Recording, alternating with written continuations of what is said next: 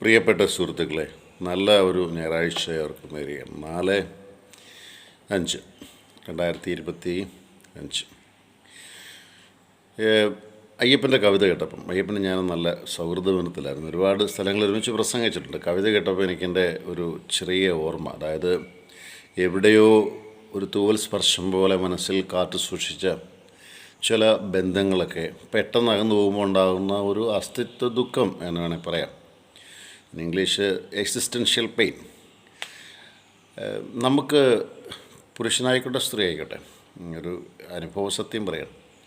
നിങ്ങൾക്ക് പണമുണ്ടോ? നിങ്ങൾക്ക് സൗന്ദര്യമുണ്ടോ? നിങ്ങൾക്ക് നല്ല കാറുണ്ടോ? നിങ്ങൾക്ക് അത്യാവശ്യം പോഷായിട്ട് ജീവിക്കാനുള്ള സാധ്യതയുണ്ടോ?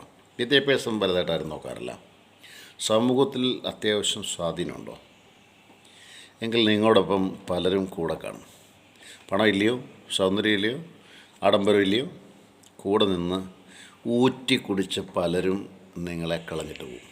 അതുകൊണ്ടൊരു ബന്ധം ആരോട് തുടങ്ങുമ്പോഴും ഇവർ പണത്തെ മാത്രം ഓറിയൻറ്റഡായിട്ട് എപ്പോഴും പണം പണം പണം എന്ന് മാത്രം ചോദിക്കുകയാണെങ്കിൽ അവരെ തുടക്കത്തിലെ മനസ്സിലൊന്ന് ടാർഗറ്റ് ചെയ്തേക്കുക.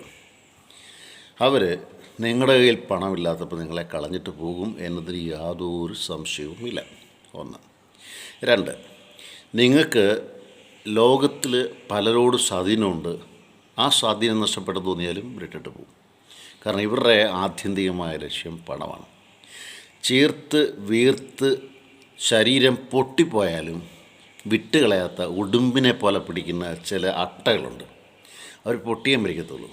അവർ ദേഹം പൊട്ടി എന്ന് വെച്ചാൽ അവർ ആ രക്തം പൊട്ടി എന്ന് വെച്ചാൽ അവർക്ക് മതിയാവുമ്പോൾ നിർത്തൂല, പിന്നെയും കുടിച്ചുകൊണ്ടിരിക്കും. അങ്ങനെ ചില ഇത്തിൽ കണ്ണികൾ ചില ജീവിതത്തിൽ കൂടും. സൂക്ഷിച്ച് കണ്ടു നിന്ന് നിങ്ങൾക്ക് കൊള്ളാം എന്ന് ഞാൻ പറയണം. പിന്നെ ഇതിലൊന്നും ദുഃഖിക്കേണ്ട കാര്യമില്ല എന്ന് അടുത്തത്. കാറൽ മാർക്സിനെ അടക്കാൻ 9 11 പേരെ ഉള്ളായിരുന്നു.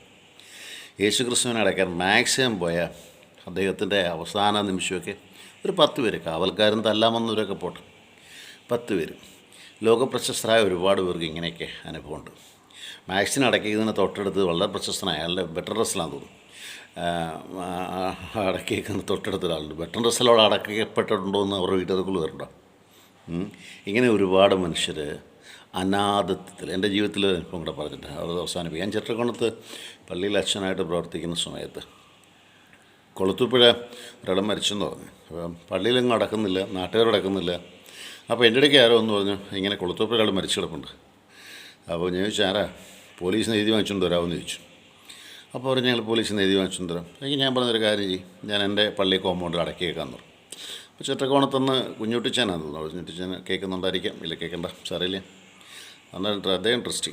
ഞാൻ വേറെ ആരെയും വിളിക്കാൻ പോയില്ല. ട്രസ്റ്റി സെക്രട്ടറി വിളിച്ചു, ഒരു അനാഥ ശരീരം വരുന്നുണ്ട്, ഞാൻ അടക്കുവാന്ന് പറഞ്ഞു നമ്മുടെ പള്ളിയിൽ. അവർ ഒരു മോനും ഒരമ്മയും പിന്നെ അവിടുന്ന് കൊണ്ടുവന്ന ആളുകളും മാത്രം. അങ്ങനെ ഭയങ്കര പൈസ കഴിഞ്ഞ ഒരാളാണ്. അവസാനം മരിക്കാൻ നേരത്തെ അറിയില്ലായിരുന്നു, വഴി കിടന്നു, അടക്കാൻ പോലും സ്ഥലമില്ല. പ്രിയപ്പെട്ട സുഹൃത്തുക്കളെ, ഇങ്ങനെ ചിലപ്പോഴൊക്കെ നമുക്ക് ചില അനാഥത്വം തോന്നും. അനാഥം തോന്നുമ്പം നിങ്ങളൊരു കാര്യം ചിന്തിക്കുക, പ്രതിഫലം ഇച്ഛിച്ചുകൊണ്ട് ഒരുത്തനും സഹായിക്കരുത്. തിരിച്ചു തരും എന്ന് പ്രതീക്ഷിച്ച് കടം കൊടുക്കരുത്. അപ്പം നമുക്ക് വിഷമമുണ്ടാകും. കൂടെ നിൽക്കും എന്ന് വിചാരിച്ച് മിന്നു ചേർത്തരുത്. കൂടെ നിൽക്കും എന്ന് വിചാരിച്ച് കഴുത്തും കുനിച്ചു കൊടുക്കരുത്. ഒറ്റയ്ക്ക് നിൽക്കാൻ ധൈര്യം ഉണ്ടെങ്കിൽ മാത്രമേ ജീവിതത്തിൽ മുന്നോട്ട് പോകാൻ സാധിക്കുകയുള്ളൂ. Bye bye. ജോൺസൺ കരുത്.